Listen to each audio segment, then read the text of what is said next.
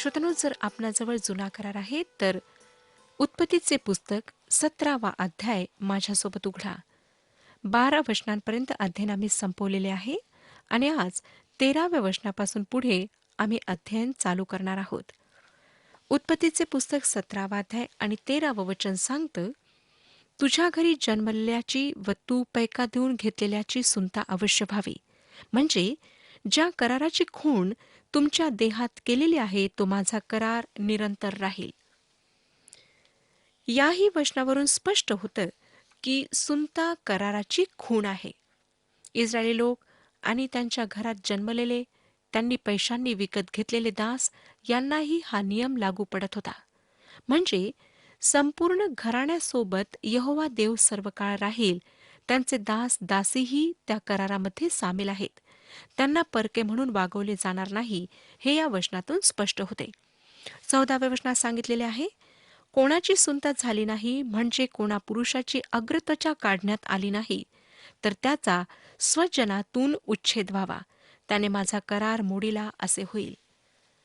आणि हे सत्य होते की जे इस्रायली लोक ही आज्ञा पाळत नव्हते अशांना छेदून टाकण्याची आज्ञा देवाने केली होती.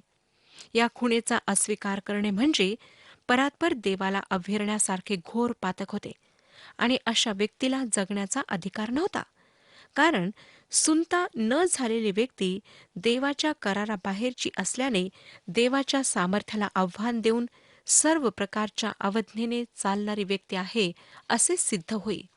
आणि अशा व्यक्तीला मला वाटतं की इतरांवर प्रभाव टाकता येऊ नये यासाठी ठार मारण्याची आज्ञा होती. पाटीमधले एक नासके फळ काढून टाकले नाही तर पाटीतली इतर चांगली फळे ते नासवून टाकते, हे आपल्याला माहीतच आहे.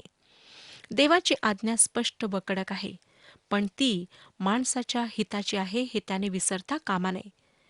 श्रोत्यानो, देवाने केवळ अब्रामाचेच नाव बदलले नाही तर साराय हिचेही नाव बदलले. 17व्या अध्यायातील 15 आणि 16 वचने आम्हाला सांगतात, मग देवाने अब्रामास सांगितले, तुझी बायको साराय, हिला ह्यापुढे साराय म्हणावयाचे नाही, तर तिचे नाव सारा अर्थात राणी होईल. मी तिला आशीर्वादित करेन. एवढेच नव्हे तर तिच्या पोटी तुला एक मुलगा देईन. मी तिला आशीर्वादित करीन. तिच्यापासून राष्ट्रे उद्भवतील, तिच्यापासून राष्ट्रांचे राजे निपसतील. केवळ अब्रामाचे नाव बदलून व त्याला एकट्याला आशीर्वाद देऊन देवाने पक्षपात केला नाही, तर त्याने सारेचेही नाव बदलले व तिलाही अब्रामाच्या आशीर्वादास अनुरूप असा आशीर्वाद दिला. तो राष्ट्रांचा पिता होणार होता, तर सारा राष्ट्रांची माता बनणार होती. आणि मुख्य म्हणजे निपुत्रिक असण्याचे तिचे जे दुःख होते ते परमेश्वर तिच्यापासून दूर करणार होता. अब्रामासाठी ही एक अशक्य गोष्ट होती, म्हणून त्याची प्रतिक्रिया काय झाली ते आपण 17वा अध्याय आणि 17व्या वचनातून वाचूया. अब्रामाने उपडे पडून व हसून मनातल्या मनात म्हटले, 100 वर्षांच्या माणसाला मूल होईल काय? 90 वर्षांच्या सारेला मूल होईल काय? परमेश्वराचे अपत्याविषयी हे अभिवचन ऐकून अब्राम मनात हसला. त्याचे हे हसणे अविश्वासाचे नव्हते, तर आनंदाचे होते. एवढ्या अशक्यतेला परमेश्वर बदलू शकतो या जाणीवेने झालेल्या आनंदाचे ते होते. मला वाटतं की तुम्हाला या गोष्टीचा अनुभव आला असेल. परमेश्वर आमच्या जीवनात मधून मधून अशा अद्भुत गोष्टी घडून आणतो की त्या आनंदाने आम्हाला हसू फुटते. काहीतरी अनपेक्षित, काहीतरी आश्चर्यकारक आणि अद्भुत तो आमच्या जीवनात घडवतो, तेव्हा हसण्याशिवाय आमची दुसरी प्रतिक्रिया असत नाही. अब्रामासमोर आपल्याविषयी एक अशक्य परिस्थिती उभी होती. त्या संदर्भात पौलाने रोमकरास पत्र 4 अध्याय 17 ते 22 या वचनांमध्ये काय लिहिले आहे ते आपण वाचूया. रोमकरास पत्र 4 अध्याय 17 ते 22 वचने. मी तुला पुष्कळ राष्ट्रांचा बाप केले आहे, असे अब्रामाविषयी शास्त्रात जे लिहिलेले आहे त्याप्रमाणे तो आपल्या सर्वांचा बाप आहे. ज्या देवावर त्याने विश्वास ठेवला, जो देव मेलेल्यांना जिवंत करीतो व जे अस्तित्वात नाही त्याला ते असल्यासारखे आज्ञा करीतो, त्याच्या दृष्टीने तो असा आहे. तशी तुझी संतती होईल. ह्या वचनाप्रमाणे त्याने बहुत राष्ट्रांचा बाप व्हावे म्हणून आशेला जागा नसताही त्याने आशेने विश्वास ठेवला. तथापि विश्वासाने दुर्बळ न होता आपले निर्जीव झालेले शरीर, तो सुमारे 100 वर्षांचा होता, व सारा हिच्या गर्भाशयाचे निर्जीवपण ही त्याने लक्षात घेतली.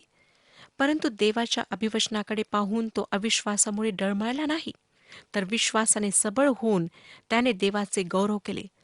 आणि देव आपण दिलेले अभिवचन पूर्ण करावयासही समर्थ आहे अशी त्याची पक्की खात्री होती. म्हणूनच ते त्याला नीतिमत्व असे गणण्यात आले. श्रोत्यानो, अब्रामाने देवावर विश्वास ठेवला. देवाच्या अद्भुततेमुळे व चांगुलपणामुळे तो अगदी भारावून गेला होता. परंतु ताबडतोब त्याच्या लक्षात आपला मुलगा इश्माईल याचे विचार आले आणि त्याने देवाला काय म्हटले पहा. 18व्या वचनात तो म्हणतो, अब्राम देवाला म्हणाला, इश्माईल तुझ्यासमोर जगला म्हणजे झाले. अब्रामाने इश्माईलाची जाणीव ठेवली आणि आशीर्वादाकरिता त्याची देवासमोर आठवण केली. त्यानंतर आपण वाचणार आहोत की इश्माईल 14 वर्षांचा असताना अब्रामाने त्याला दूर पाठवून दिले. मला नाही वाटत की अब्रामाने त्याला पुन्हा कधी पाहिले असावे. तुम्ही इश्माईलाविषयी काहीही विचार करीत असला तरी तो अब्रामाचा मुलगा होता हे आपण विसरता कामा नये. आणि अब्रामाचे त्याच्यावर प्रेम होते. त्याला टाकून देणे अब्रामाकरिता वेदनादायक गोष्ट होती. मला वाटतं श्रोत्यानो की अब्रामाने अनेकदा आपल्या मनाशी म्हटले असेल, मी हागारेला उपपत्नी बनवून फार मोठी चूक केली. आणि या पापाच्या जाणीवेने त्याला फार छळले असेल. आणि अब्रामाने पाप केल्यामुळे त्या प्रदेशात आधीच संकटे आली होती. श्रोत्यानो, कोणी असे म्हणू नये की पाप एक छोटी गोष्ट आहे आणि कोणीही पाप पचवू शकते. पवित्र शास्त्र सांगते की तुम्ही ज्याची पेरणी करता त्याचीच कापणी तुम्हाला करावी लागते. अब्रामही त्याला अपवाद नव्हता आणि आता तो देवाला म्हणत आहे, इश्माईल तुझ्या समोर जगो. परंतु हे शक्य नव्हते. 17वा अध्याय 19 वचन आम्हाला पुढे सांगते, मग देव म्हणाला, नाही नाही, तुझी बायको सारा हिच्याच पोटी तुला मुलगा होईल. तू त्याचे नाव इझाक ठेव. त्याच्या पश्चात त्याच्या संततीशी निरंतर टिकेल असा करार मी त्याच्याशी करीन. परमेश्वराने त्याचा सर्व कालचा करार अब्रामाला सारेपासून होणाऱ्या इझाकासंबंधी व त्याच्या संततीसंबंधी केला होता हे स्पष्ट केले. त्याला बहुपत्नीत्व निश्चितच मान्य नव्हते. अर्थात देवाने इश्माईलाला आशीर्वाद देण्याचे नाकारले नाही. त्याला त्याने आशीर्वादाचे अभिवचन दिले, पण सर्व काळचा करार आपण इझाकाशी स्थापित करणार आहोत हे त्याने अब्रामाला स्पष्ट सांगितले. आणि हे आम्हाला 20 आणि 21 वचनांमध्ये वाचायला मिळते. इश्माईलाविषयी म्हणशील तर मी तुझी विनवणी ऐकली आहे. पहा, मी त्याचे कल्याण करीन, त्याला सफळ व बहुगुणित करीन. त्याच्या पोटी 12 सरदार निपजतील. मी त्याचे मोठे राष्ट्र करीन. पण पुढल्या वर्षी याच वेळी तुला सारेच्या पोटी इसाक होईल. त्याच्याशीच मी आपला करार करीन. श्रोत्यानो, आता पुढे 22वा वचन आम्हाला सांगतं, मग अब्रामाशी बोलणे संपविल्यावर देव त्याला सोडून वर गेला. दुसऱ्या शब्दांमध्ये अब्राम आता या सर्व व्यवस्थेविषयी काही बोलू शकत नव्हता. जे देवाने ठरवले ते ठरवले. काही गोष्टी अशा आहेत की आम्ही त्याविषयी देवाजवळ विनंती करणे थांबवले पाहिजे. काही गोष्टी अशा असतात की त्याविषयी आम्ही देवाला पुन्हा पुन्हा मागण्यात अर्थ नसतो. देवाने त्याबद्दल जे उत्तर दिले आहे ते स्वीकारून आम्ही त्याविषयी प्रार्थना करणे थांबवले पाहिजे. आणि हे उत्तर अर्थातच नकारार्थी असते. परमेश्वराने अब्रामाला जणू काही आता हे असू दे, पुरे झाले, याविषयी तू आणखी उल्लेख करण्याचे कारण नाही, मी हे स्वीकारलेले नाही व ते स्वीकारण्याची माझी इच्छाही नाही असे सांगितले. परमेश्वर अब्रामाला त्याच्या इतर प्रार्थनांचे उत्तर देणार होता, परंतु कराराच्या बाबतीत जे त्याने ठरवले ते तो बदलणार नव्हता. श्रोत्यानो, आज अनेक लोक असे आहेत की ते पुष्कळ गोष्टींविषयी प्रार्थना करतात. त्याविषयी परमेश्वर कधीही ऐकणार नाही. त्या त्याच्या इच्छेत बसत नाहीत. जर तुम्ही तुमच्या सत्कृत्यांमुळे देवाच्या राज्यात प्रवेश मिळावा अशी अपेक्षा व प्रार्थना करीत असाल तर ती कधीही पूर्ण केल्या जाणार नाही. कारण ख्रिस्ताद्वारेच परमेश्वराने तारण सिद्ध केले आहे आणि त्याच मार्गाने आम्हातील प्रत्येकाला त्याच्याजवळ यावे लागते. त्यानंतर अब्रामाने त्याच दिवशी देवाच्या आज्ञेचे पालन केले व स्वतःची व आपल्या घरातल्या सर्व पुरुषांची सुनता करून घेतली. उत्पत्तीच्या 18व्या अध्यायात परमेश्वराने पुन्हा एकदा अब्रामाची भेट घेतल्याचे आम्हाला वाचायला मिळते. वास्तविक नवीन करार वाचेपर्यंत उत्पत्तीमधले 18 व 19 हे अध्याय पवित्र शास्त्रात का आहेत असा प्रश्न आमच्या समोर उभा राहतो. कारण ते अब्रामाच्या जीवनाशी सुसंगत वाटत नाहीत. ते सदोम व गमोरा या 2 शहरांच्या नाशाविषयी आहेत. 18वा अध्याय हा काहीसा लांबलचक अध्याय आहे. त्यामध्ये परमेश्वराने सांगितलेला सदोम व गमोरा यांच्याविषयीचा न्यायदंड आणि मैदानावरच्या शहरांसाठी अब्रामाने केलेली मध्यस्थी याबद्दलचा वृत्तांत आहे. मला वाटतं की हे आशीर्वादित ख्रिस्ती जीवनाचे एक उदाहरण आहे. देवाबरोबर सहभागिता असलेल्या जीवनाचे हे एक उदाहरण आहे. परंतु 19व्या अध्यायात सदोम व गमोरा यांच्या नाशाच्या वृत्तांतासह आम्हाला एका उद्ध्वस्त जीवनाचे उदाहरण, एका निर्णयामुळे उद्ध्वस्त झालेल्या जीवनाचे उदाहरण वाचायला मिळते. आशोधानो, दुर्दैवाने आम्हाला या दोन्ही प्रकारचे जीवन ख्रिस्ती लोक जगताना आढळतात. देवाच्या इच्छेनुसार डावीकडे किंवा उजवीकडे न झुकता चालणारे ख्रिस्ती लोक आणि देवाच्या इच्छेबाहेर चालणारे ख्रिस्ती लोक आमच्या समाजात आहेत. ज्या विश्वासणाऱ्यांनी देवाच्या इच्छेबाहेर जाऊन आपले जीवन बर्बाद करून घेतले आहे, त्यांनी आपले तारण गमावले आहे असे मी अजिबात म्हणत नाही. परंतु त्या व्यतिरिक्त त्यांनी बाकी सर्व काही गमावले आहे.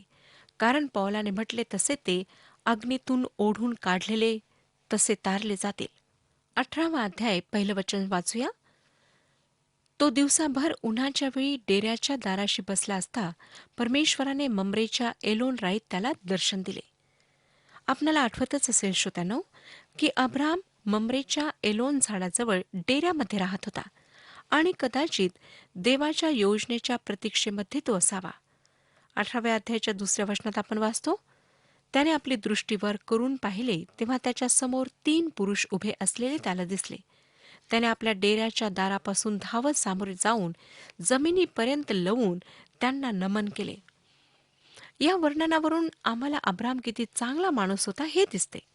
त्याने 3 पुरुषांना आपल्यासमोर उभे राहिलेले पाहताच तो त्यांना सामोरा गेला. त्यांना त्याने भूमीपर्यंत लवून नमन केले. अनोळखी लोकांसमोर अब्रामाने स्वतःला फार नम्रतेने सादर केले. जणू तो या लोकांची वाट पाहत होता व त्यांच्या आगमनाने त्याला फार आनंद झाला असेच त्याचे वागणे वाटते. परंतु श्रोतांनो, तो त्यांना ओळखत असल्याचे पवित्र शास्त्रात कोठेही नोंदलेले नाही. एक मात्र आहे की या आधीच परमेश्वराने त्याला दर्शन दिले होते. देवाच्या पवित्र समक्षतेमध्ये असतानाच त्याला या 3 अनोळखी व्यक्ती दिसल्या आणि त्या काळातल्या पद्धतीनुसार त्याने त्यांचे आदरातिथ्य केले.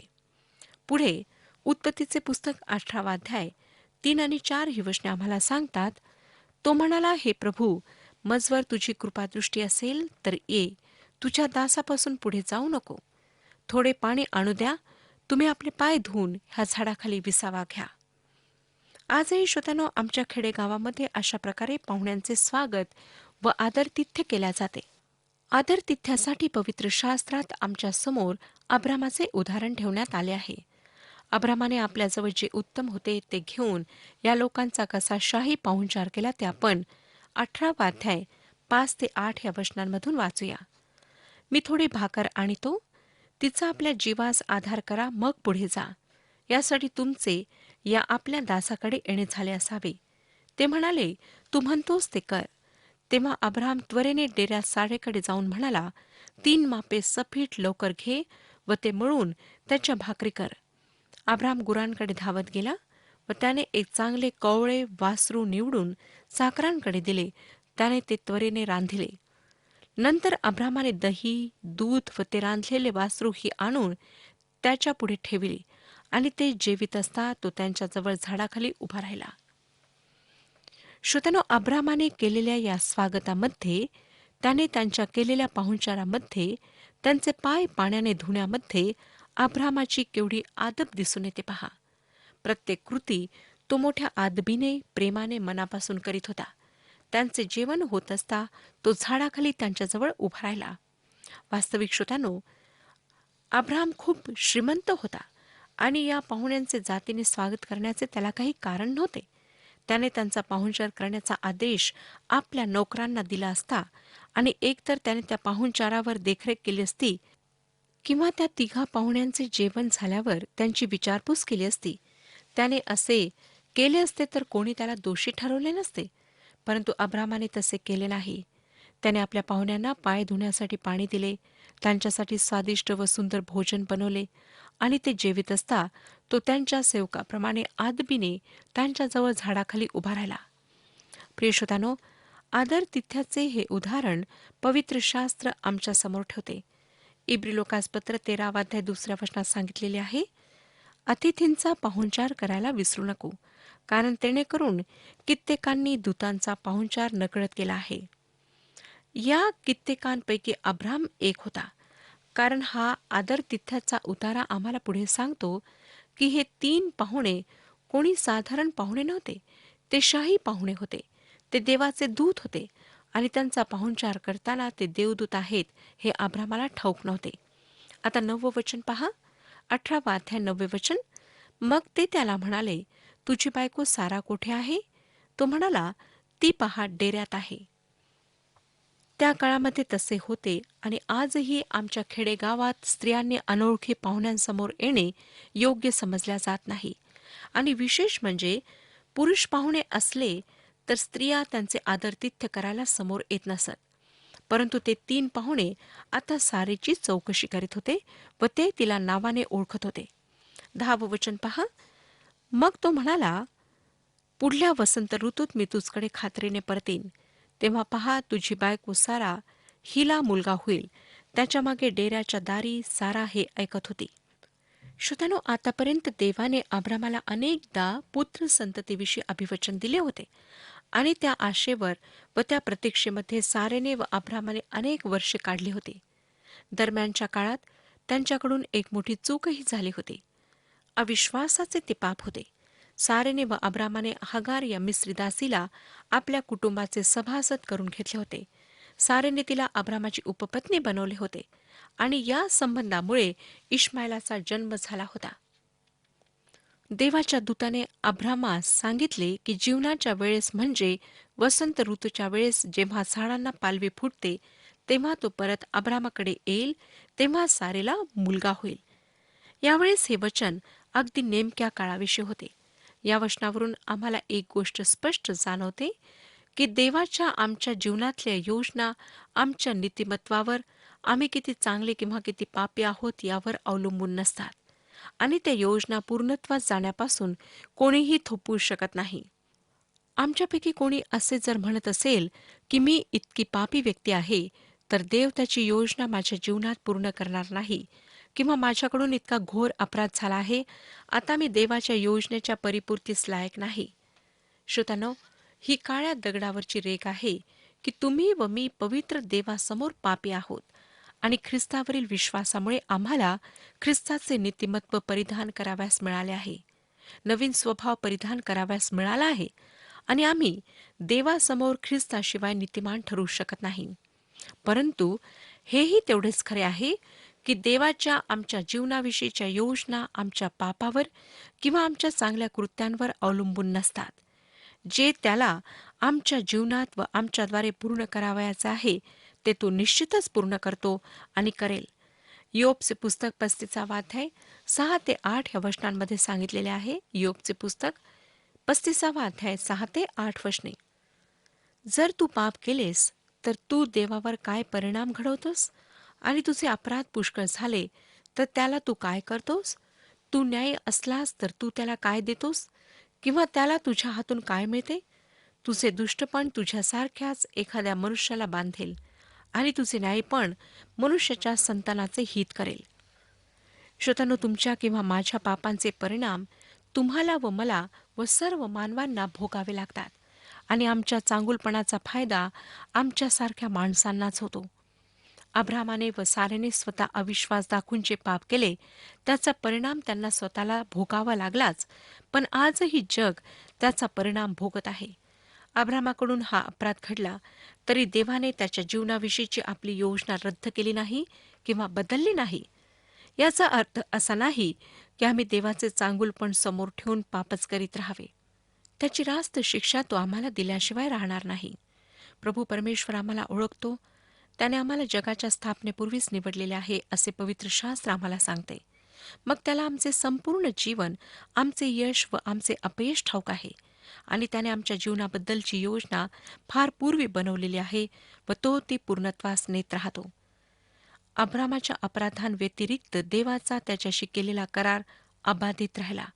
तो पूर्णत्वास नेण्याविषयी देवाने तरतूद केली. श्रोत्यानो, 11 आणि 12 वचने पुढे आम्हाला सांगतात. 18वा अध्याय 11 आणि 12 वचने. अब्राम व सारा ही वृद्ध वयातीत होती आणि स्त्रियांच्या रीतीप्रमाणे सारेला पाळी येण्याचे बंद झाले होते. तेव्हा सारा मनातल्या मनात हसून म्हणाली, मी जख्ख म्हातारी झाले आहे व माझा धनीही वृद्ध झाला आहे, तर मला आता हे सुख मिळेल काय? सारा अविश्वासाने किंवा उपरोधाने हसली नाही. श्रोत्यानो, आमचा देव दयाळू व कृपाळू आहे. आमचा आनंद पूर्ण व्हावा ही त्याची इच्छा आहे. आमच्या खोलवरच्या गरजा तो जाणतो. कोणाला कधी समजणार नाही अशी एखाद्या गोष्टीविषयीची आमची निकड तो ओळखतो. आम्हाला कशाची गरज आहे हे तो जाणतो आणि त्याच्या योजनेनुसार योग्य प्रकारे तो ती गरज फार सुंदर रीतीने भागवतो. परमेश्वर आपणाशी बोललेला आहे आणि आपणाला आशीर्वाद प्राप्त झालेला आहे अशी मला खात्री आहे. परमेश्वर आपणास आशीर्वाद देव.